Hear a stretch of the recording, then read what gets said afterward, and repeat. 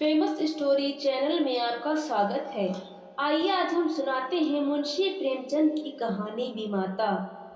स्त्री की मृत्यु के 3 ही मास बाद पुनर्विवाह करना मृतात्मा के साथ ऐसा अन्याय और उसकी आत्मा पर ऐसा आघात है जो कदापि क्षम्य नहीं हो सकता।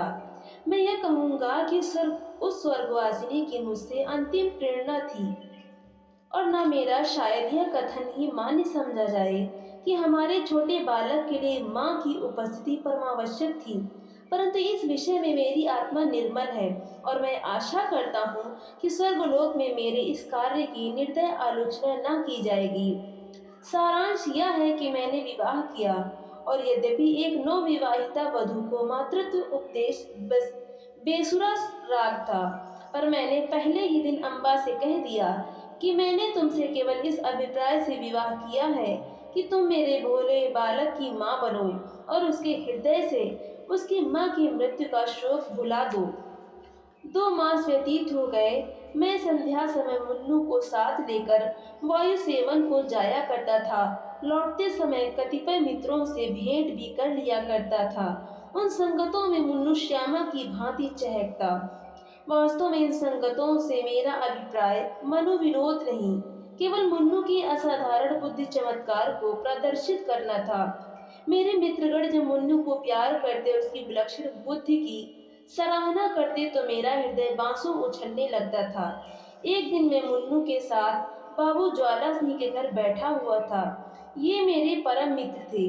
मुझ में और उनमें कुछ भेदभाव न था। इसका अर्थ यह नहीं कि हम अपनी क्षुद्रताएं, अपने पारिवारिक कलह आदि और अपनी आर्थिक कठिनाइयां बयान किया करते थे। नहीं, हम इन मुलाकातों में भी अपनी प्रतिष्ठा की रक्षा करते थे और अपनी दुर्वस्था का जिक्र कभी हमारी जबान पर न आता था। अपनी कलिमाओं को सदैव छिपाते थे। एकता में भी भेद था और घनिष्ठता में भी अंतर।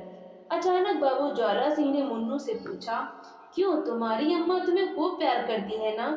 मैंने मुस्कुराकर मुन्नू की ओर देखा। उसके उत्तर के विषय में मुझे कोई संदेह न था।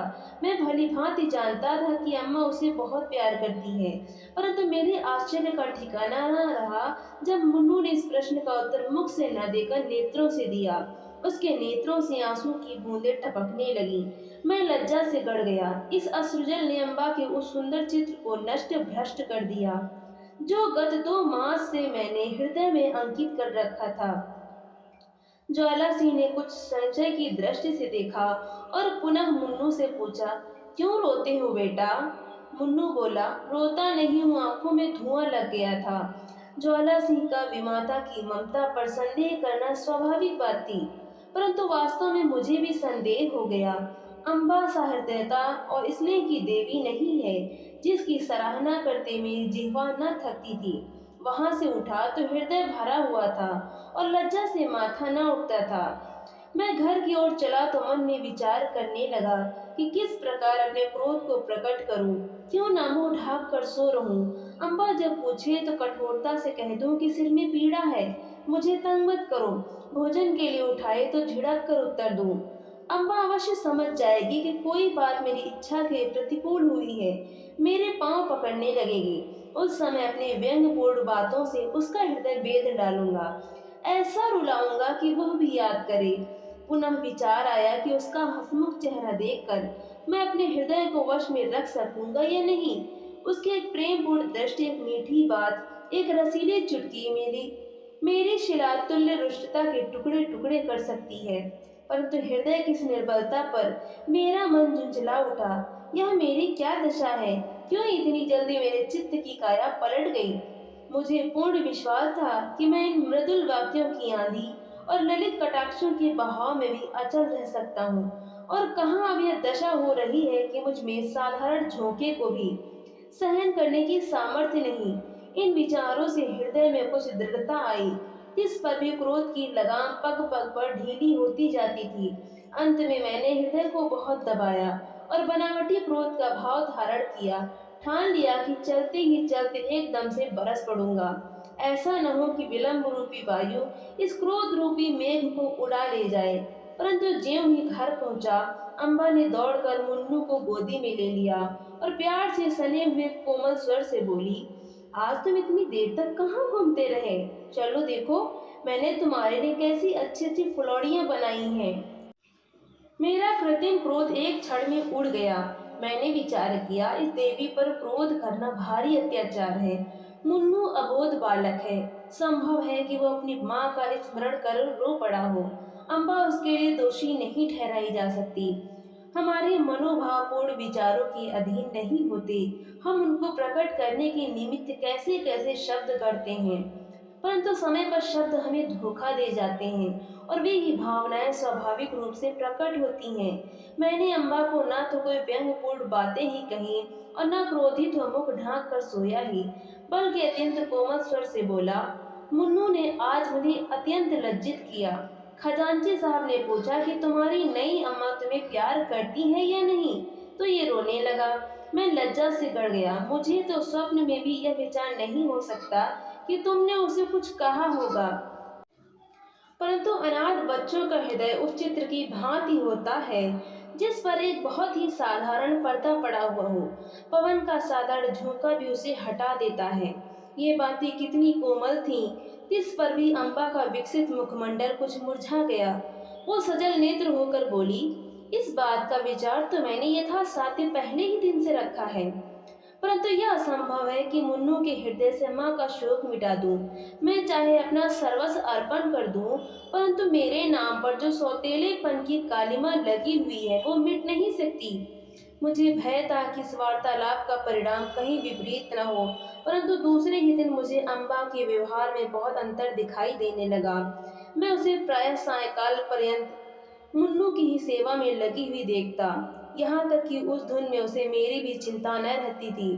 परंतु मैं ऐसा त्यागी न था कि अपने आराम को मुन्नू पर अर्पण कर देता। कभी कभी मुझे अम्बा की यह अश्रद्धता न भाती, परंतु मैं कभी भूल कर भी इसकी चर्चा न करता। एक दिन मैं अनियमित रूप से दफ्तर से कुछ पहले ही आ गया। क्या देखता हूँ कि मुन्नू द्वार पर भीतर की ओर मुख किए खड़ा है। मुझे इस समय आंख मिचौनी खेलने की सूझी। मैंने दबे पांव पीछे से जाकर उसके नेत्र मूंद लिए, पर शोक, उसके दोनों गाल अश्रुपूरित थे। मैंने तुरंत दोनों हाथ हटा लिए।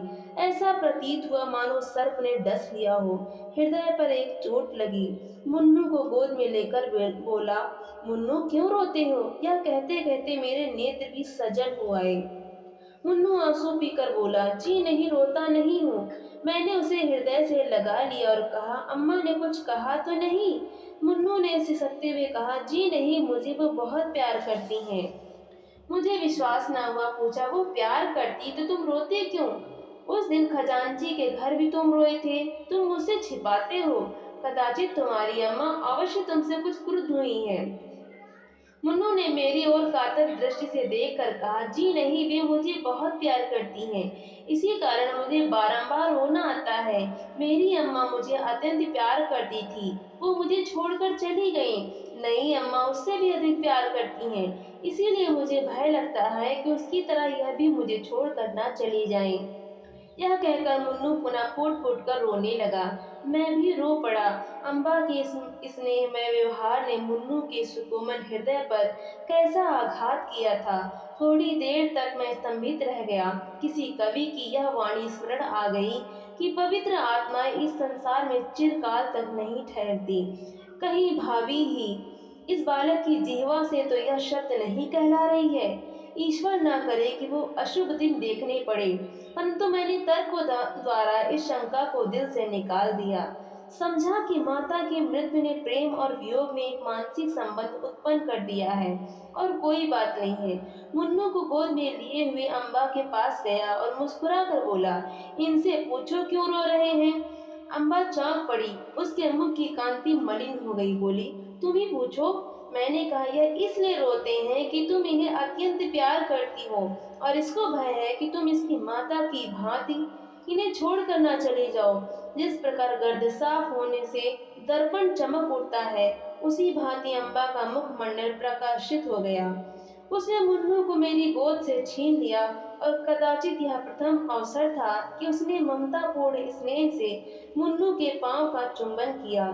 शोक, महाशोक। मैं क्या जानता था कि मुन्नू की अशुभ कल्पना इतनी शीघ्र पूर्ण हो जाएगी। कदाचित उसकी बात दृष्टि ने होनहार को देख लिया था। कदाचित उसके बाद श्रवण मृत्यु दूतों के विकराल शब्दों से परिचित थे। 6 मास भी व्यतीत न होने पाए थे कि अम्बा बीमार पड़ी और इन्फ्लुएंजा ने देखते देखते उसे हमारे हाथों से छीन लिया। पुनः वो उपन मरुतुल्य हो गया। पुनः वो बसा हुआ घर उजड़ गया। अम्बा ने अपने को मुन्नू पर अर्पण कर दिया था। हाँ, उसने पुत्र स्नेह का आदर्श रूप दिखा दिया। शीतकाल था और वो घड़ी रात्रि शेष रहते ही मुन्नू के लिए प्रातःकाल का भोजन बनाने उठती थी। उसके इस स्नेह बाहुल्य ने मुन्नू पर स्वाभाविक प्रभाव डाल दिया था। वो हठीला और नटखट हो गया था। जब तक अम्बा भोजन कराने ना बैठे मुंह में कौर न डालता, जब तक अम्बा पंखा न जले वो चरपाई पर पांव न रखता, उसे छेड़ता, चिढ़ाता और हैरान कर डालता। परंतु अम्बा को इन बातों से आत्मिक सुख प्राप्त होता था। इन्फ्लुएंजा से कराह रही थी, करवट लेने तक की शक्ति न थी। शरीर तबाह हो रहा था, परंतु मुन्नू के प्रातःकाल के भोजन की चिंता लगी रहती थी। हाय, वो निस्वार्थ मात्र स्नेह अब स्वप्न हो गया। उस स्वप्न के स्मरण से अब भी हृदय गदगद हो जाता है। अम्बा के साथ मुन्नू का चुलबुलापन तथा बाल क्रीड़ा विदा हो गई। अब वो शोक और नैराश्य की जीवित मूर्ति है। वो अब भी नहीं रोता। ऐसा पदार्थ खोकर अब उसे कोई खटका, कोई भय नहीं रह गया। तो दोस्तों, आपको ये कहानी कैसी लगी? जो भी कहानी सुननी हो कमेंट में ज़रूर बताएं। हमारे वीडियो को लाइक करें, शेयर करें और चैनल को सब्सक्राइब करना बिल्कुल भी ना भूलें। तो मिलते हैं अगली नई कहानी के साथ। बहुत बहुत धन्यवाद।